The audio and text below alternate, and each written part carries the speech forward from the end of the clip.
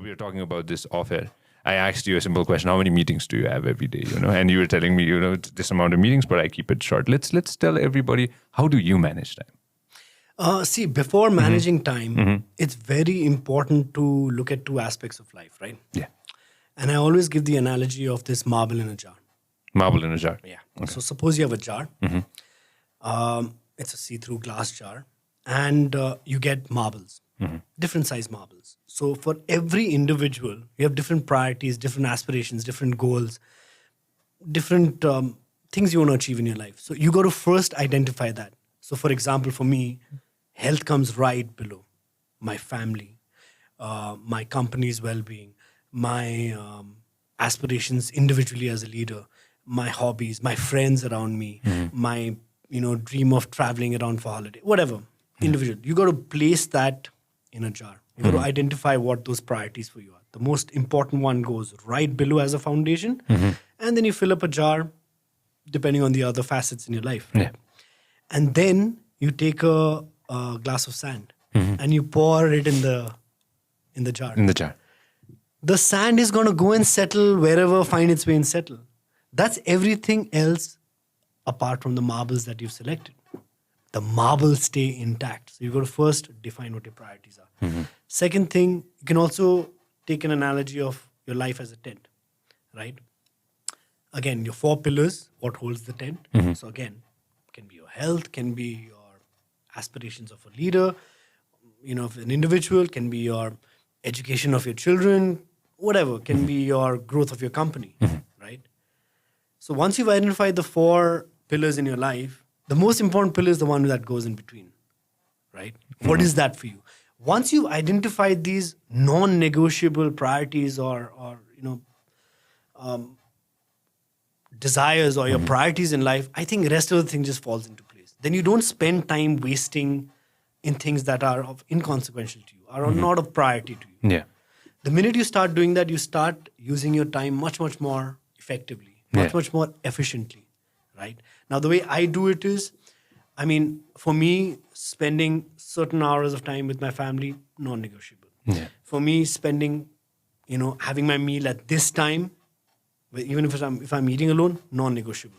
For me, spending half an hour to an hour meditating or catching up on my personal stuff, non-negotiable. Yeah. In between, I slot in my meetings. In between, I slot in my social affairs, etc., etc. So it's pretty easy per se to do it once you know what your priorities are. Yeah. Once you know that these are the specific things, then you go ahead and work according to that. Time at the end of the day is always slipping. One thing that everybody constantly, they ask me as well, how do you do so many different things? And I give an example. Forget about me. Look at how Nirvana does everything. I give a lot of people example of how you do it. You're running the biggest business house that we have, your family life. We see everything. We see things that you want to show on Instagram. And I go like, how is he managing time? When is he sleeping? Well, again, we're talking about sleep as well. Let's tell everybody how much you sleep. So as much as I would like to sleep more, unfortunately, that's one habit I need to work on, right? Yeah. I have a habit of sleeping very, very late. So by the time I'm asleep, it's 2 o'clock. I'm up by about 8:15, 8:20. Again, all thanks to technology nowadays, you're able to monitor your health, your sleep, your eating patterns, etc. So I use a lot of technology to monitor my life because I'm constantly trying to improve, set a new benchmarking in my life as well. So as far as I remember, I have been able to follow certain meditative techniques which ensure me that I get into the regularity of sleep, the deep sleep really fast. Yeah. Right? It's become a habit now. Yeah. So if you go to my regularity of sleep, I would be having like a 90% regularity. So even if I sleep for 6 hours, it's going to be 90% quality sleep. Yeah. But at an average, I think 6.5 hours, which I think it's okay. But again, Sanjay, this morning I was hearing about an incident of one of my colleagues. Healthy, used to work out, very focused and committed to his work. Great family man, and he was sort of a little bit of a workaholic, like just really. I won't say he was definitely passionate, but a workaholic. This morning, gone for a walk, had a heart attack, died. Wow. And, found out the reason. He's just not sleeping enough. His body was not recuperating enough.